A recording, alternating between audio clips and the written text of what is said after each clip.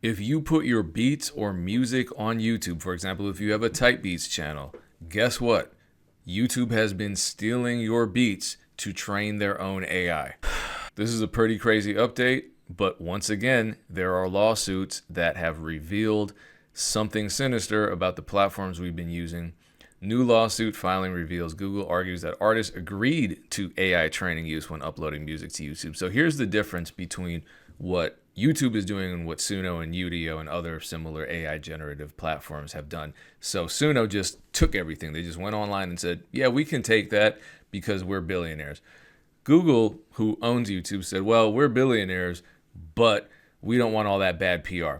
So we're going to be a little sneakier about it. Yeah, you know that terms of service thing that you agreed to when you signed up for a YouTube account? Yeah, that gave us permission to take all of your music and train our AI with it. And actually, they have quite a few AI products that could be taking your music, training on it, and then regurgitating results from your music that you were never paid for, that you will never be paid for, and that you really probably didn't even know was happening. Even Google's own AI says, yes, Google has been actively training its AI music models, such as Lyria 3. So Lyria 3 is just one. Google has Google Flow Music. Producer AI is a part of that. Obviously, it's for profit. So I don't think Google is going to try to invoke the fair use defense as these other AI platforms have. Their defense is it's already in the terms of service that everyone agreed to, so we can take all your music. Yeah, Lyria 3 Pro, you can actually use Gemini to generate music, apparently. One of the first AI music generators that I ever tried was actually a Google product. It was Google's Music LLM library. I forget the name of it, but this was years ago, and I was hearing lots of producer tags being output. I heard one in particular, the purchase your tracks today. I was like, oh man, this is bad. So now I guess it's gotten worse. Now here's the crazy thing. A lot of you are thinking, wow, so they're training on Taylor Swift and Drake, because that's what Suno did. That's why, the major labels have sued them. No, YouTube has different sort of deals with the major labels. So those of us who aren't signed to a major label, they're stealing all our music. But music owned by the majors is not being touched by this AI ingestion system, which brings up something interesting. Think about this. So how many producers are using royalty-free samples or non-royalty-free samples or actual uncleared samples in their beats that YouTube isn't catching via its Content ID detection system? So for example, let's say I make a beat out of a splice loop and I upload it to YouTube on my Type Beats channel. Google trains on it. But Splice didn't give Google permission to train on that loop.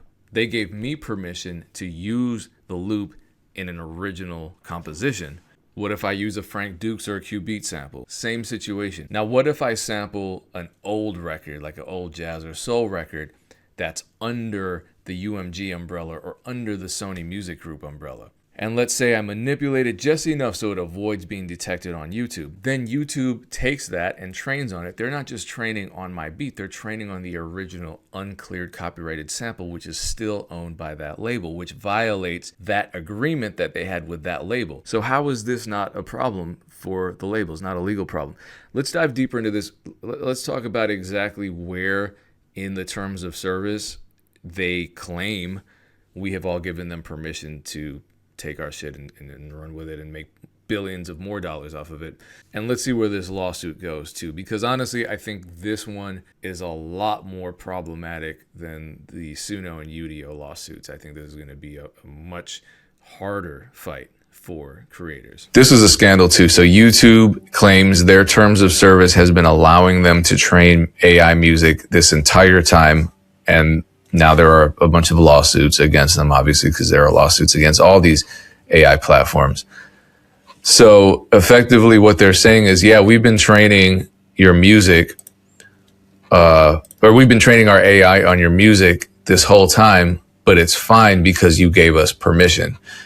And it makes sense because Google owns YouTube, and I think it was scandalous and not enough people are talking about it.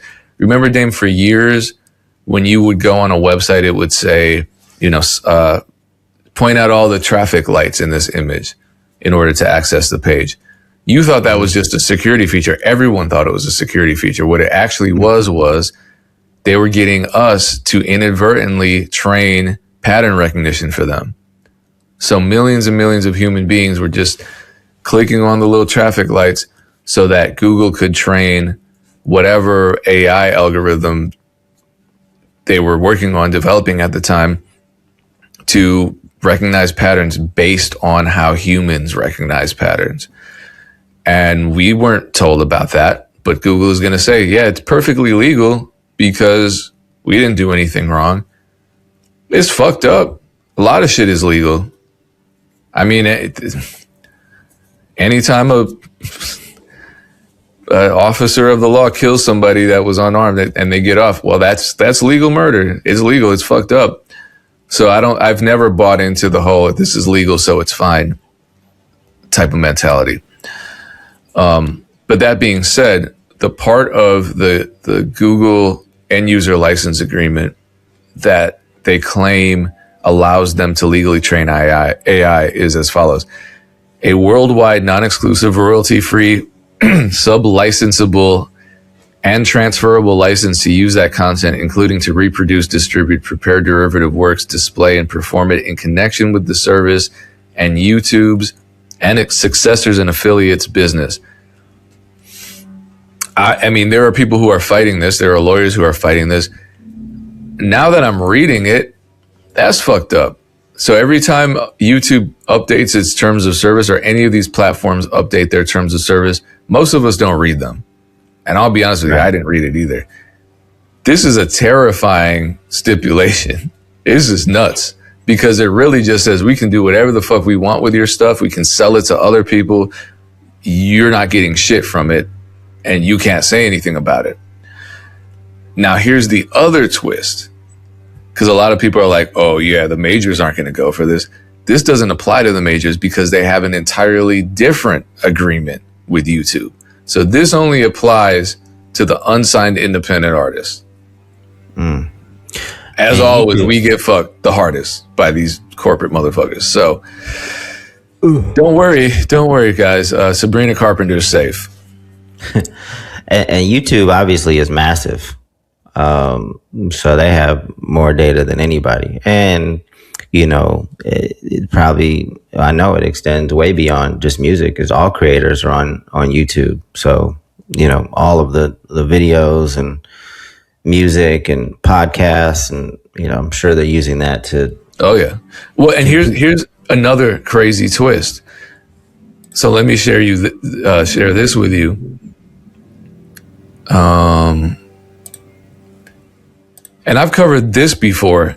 I think we've talked about this too, where YouTube is cracking down on channels, deleting a lot of AI channels. And it's that bear is cute, but I guess the bear is AI. So a lot of people who aren't AI are getting caught up in this. A lot of producers who are just creating faceless type E channels, they get caught up in this. They get their channels deleted. So you might look at this and say this is hypocritical, because they're cracking down on AI slop channels, deleting AI slop channels, when they themselves have been stealing all your content to train AI, to potentially make AI slop, right? Is this hypocritical, or is this strategic? What do you think, Dame?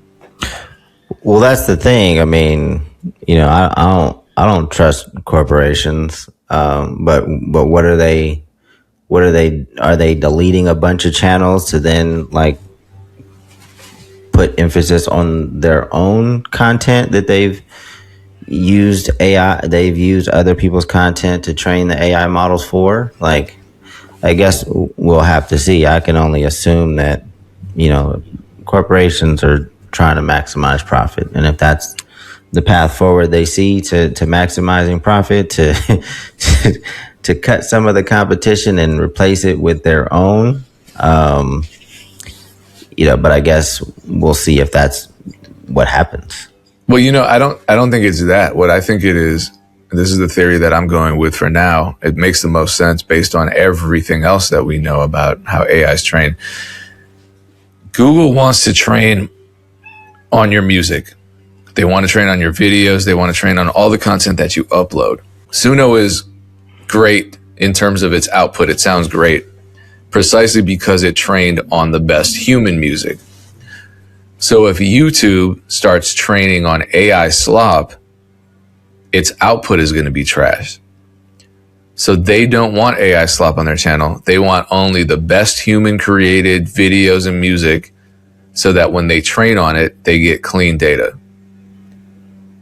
So it's not actually hypocritical. I think it's just entirely strategic and evil. Well, they don't need to remove the AI slop to not train on. They could just not train on that stuff. They could just train on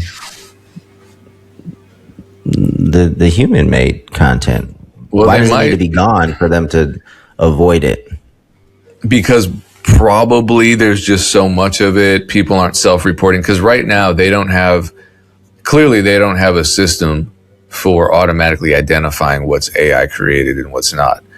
And so when they find the biggest channels, I think they're taking those biggest channels down just to eliminate volume, and also to send a message to AI slop channels to stay off the platform. Otherwise, everything else is self-reported. You check a box when you upload the track or the video, whatever, and then they can interpret that. And likely, because the thing about it is, it's not for the people. We always think it's for just like the major labels. We're suing the AI platforms for you. We want to protect you. You don't want to protect us. You just want to get in. You want your money. You want your partnership. You want the terms on your. You want the partnerships under your terms. You want everything centralized. So I think YouTube's doing the same thing. They want to control it all, and they want to make sure that they are controlling the input as much as they possibly can, so they get the best. Because we're talking about Google now. When you think about Suno and all these other companies, these are startups that came out of nowhere. Google already has a standard.